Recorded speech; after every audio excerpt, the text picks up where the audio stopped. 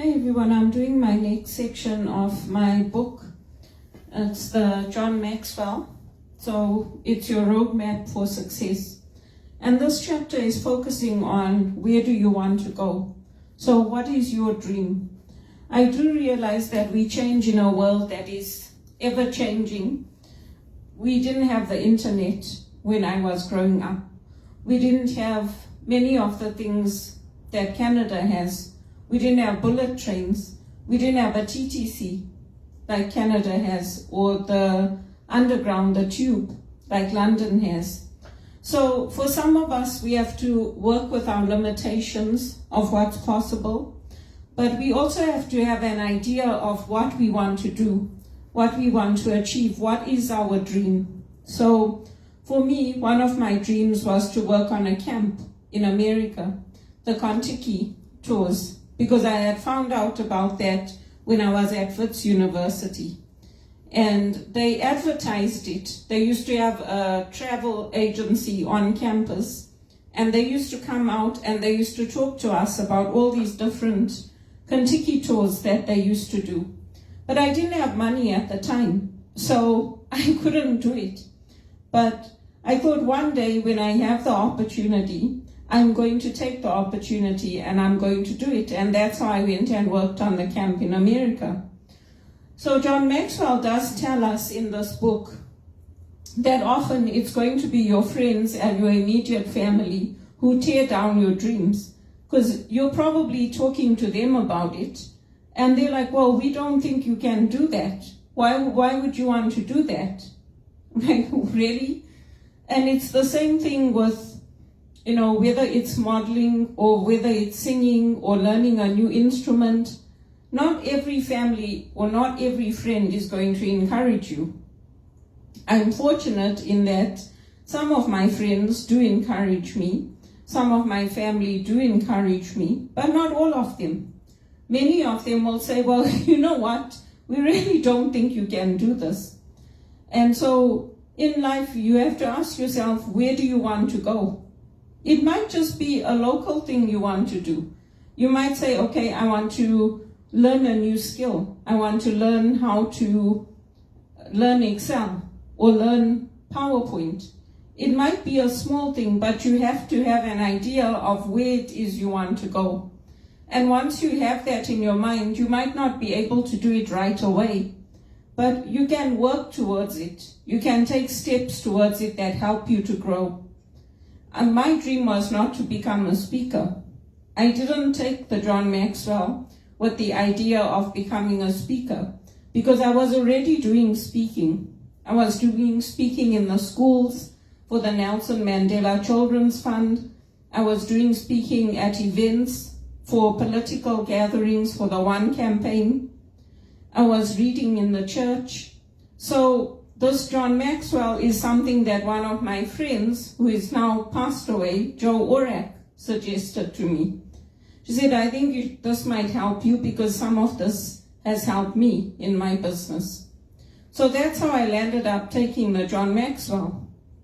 And many of my friends and family have suggested I look into careers supporting the priests and the nuns in the church, because that's where my passion is. That's what I like doing. So, those opportunities seem to be very hard to come by, even with a degree in ministry and spirituality. But I'm happy for other women that are getting to do some of the things that I got to do. Because when I was at university in South Africa, I got to lead retreats. I got to help to organize the settings, so making the prayer space beautiful, doing the decorating, helping with the flowers at university. I got to help to serve at the Mass. So now some of the women that I go to church with here, that I say the rosary with here, I see them on the altar. I see them reading, and I'm happy for them because I've already done those things. And I enjoy doing them, not to say that I want to stop doing them. I like doing them. I've been a Eucharistic minister. I've been somebody who's been giving out the Eucharist at the Mass, and that's not from here. That's from the time I was with the Jesuits in South Africa, with Graham Pugen and Peter Knox and Anthony Egan, all the Jesuit fathers, I used to help them. So sometimes I do that at Mass when Father Larry asks me.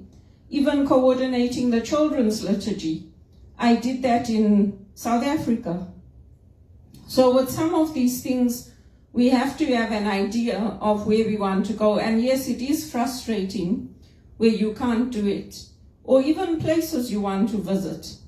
Like there's beautiful places in the world that I would like to visit, but I may not be able to go because I never have any money.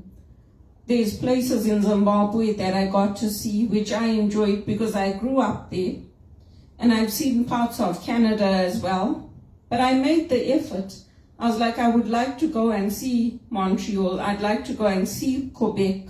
So when my friend Maria came, we planned the trip and we went to Quebec. And we saw some of the sites. But we didn't enjoy it that much because everything is in French. So unless you speak to them in English, they start speaking to you in French.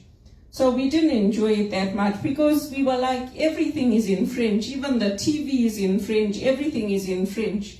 So we couldn't wait to come back to English-speaking Canada. And that's why, like even relocating or going to live there, it would be very hard for somebody like me. Because I don't enjoy it. I don't enjoy that, being in that French culture.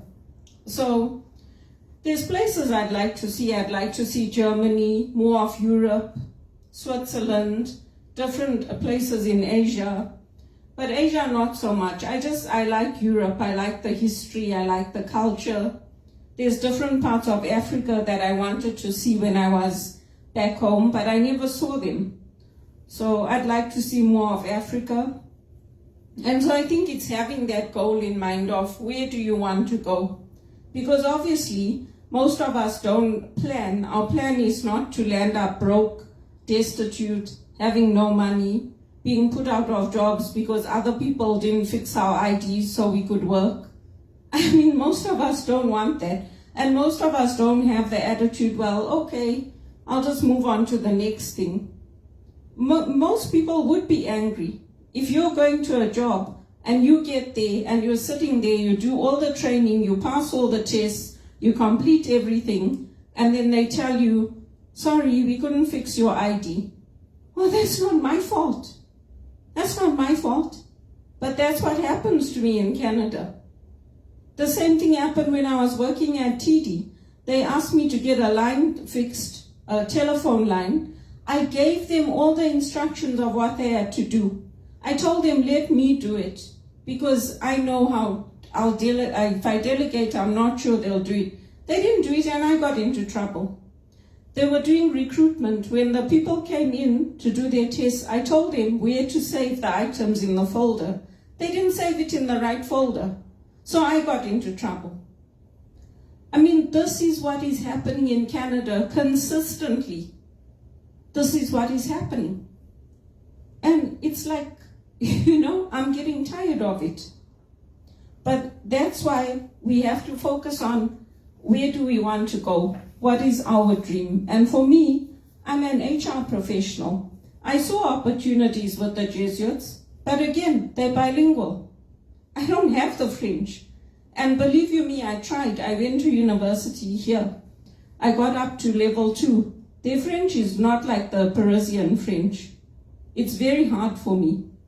So when there's the bilingual positions that come up and their headquarters are in Montreal, obviously I'm not going to get selected for that.